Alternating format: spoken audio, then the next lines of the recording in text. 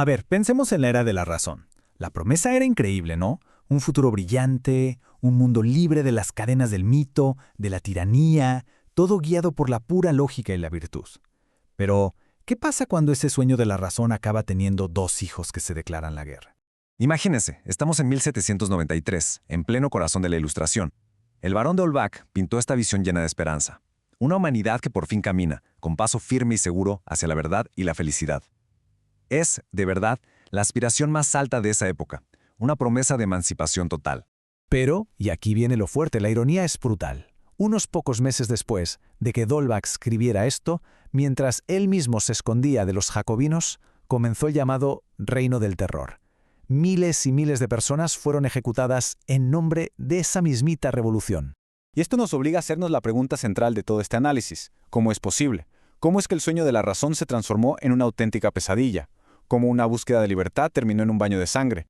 Bueno, pues vamos a entrarle a esto. El meollo del asunto es que la Ilustración no nos dio un solo futuro, sino que parió dos modernidades en pleno conflicto. Como dos hijos con filosofías totalmente opuestas, nacidos de la misma espada de doble filo, la razón.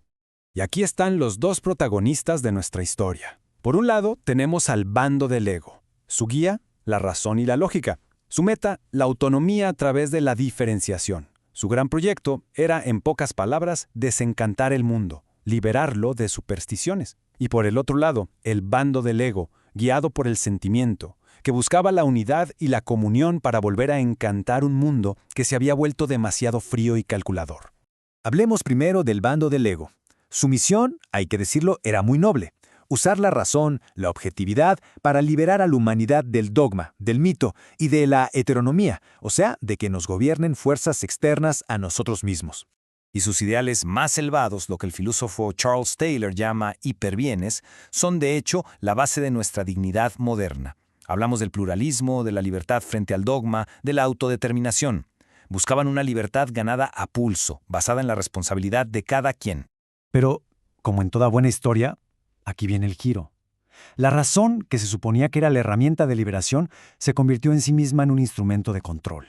Al querer objetivarlo todo, hasta la propia naturaleza humana, acabó creando un mundo desencantado, alienado y al final reprimido por una nueva forma de dominación, una mucho más sutil.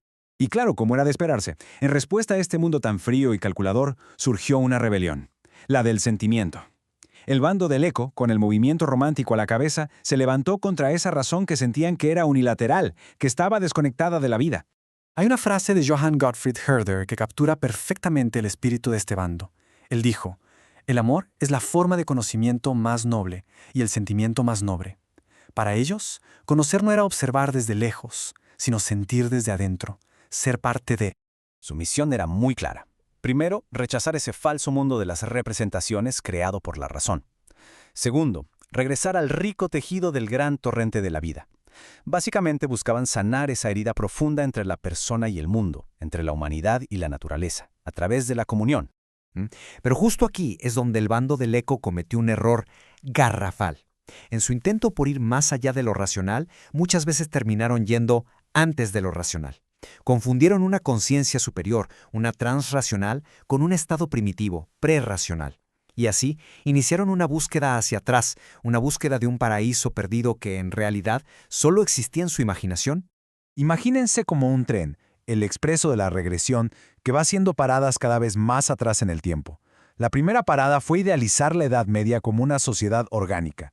Luego se fueron más atrás a la Grecia antigua como un tiempo de armonía perdida. Después, a las sociedades hortícolas de la Gran Madre, y finalmente hasta los cazadores-recolectores, la época del famoso noble salvaje. ¿Pero qué creen? La realidad viene y le da una bofetada a este mito.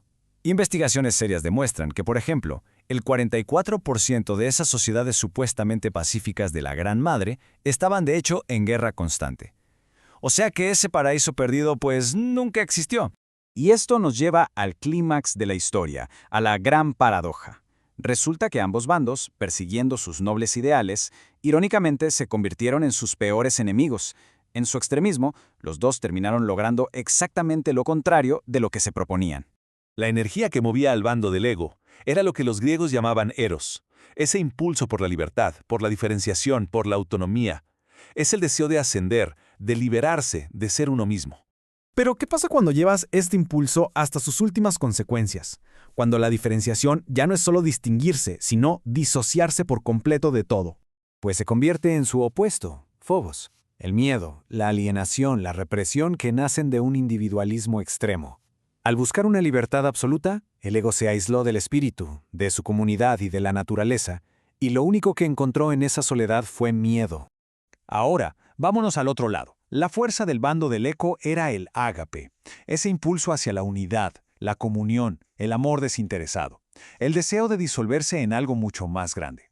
Pero, de nuevo, ¿qué sucede cuando este anhelo de unidad se convierte en una huida hacia atrás, en un rechazo total a la diferenciación que tanto costó ganar? Se convierte en tánatos, la regresión, la disolución, una especie de impulso de muerte del yo hacia un estado más primitivo. En su búsqueda de totalidad, el bando del eco sacrificó la complejidad ganada y cayó en un nuevo tipo de egocentrismo, uno narcisista, que glorificaba lo prerracional. Ok, entonces, ¿por qué los dos bandos terminaron tan mal? La raíz del problema, y esto es clave, es que ambos compartían un error de base. Los dos estaban atrapados en una visión del mundo unidimensional, en lo que podríamos llamar una llanura o flatland. Miren, esta tabla lo explica todo. La realidad, digamos, es un cosmos rico, con varios niveles. Una dimensión prerracional, que es la naturaleza, una racional, que es la mente, y una transracional, que es el espíritu. Lo que hicieron ambos bandos fue aplastar todo esto en una llanura. Eliminaron por completo al espíritu y dejaron a la mente y a la naturaleza como si fueran enemigos mortales. El bando del ego endiosó a la mente, el del eco a la naturaleza. Ninguno vio que ambas son parte de algo mucho más grande. Y todo esto al final nos deja con una tarea gigantesca, la tarea de nuestro tiempo. ¿Cómo le hacemos para integrar la verdad del ego, que es la razón y la diferenciación, con la verdad del eco, que es la comunión y el sentimiento, pero sin caer en las trampas de cada uno? Sanar esta fractura es quizá el gran desafío de la modernidad.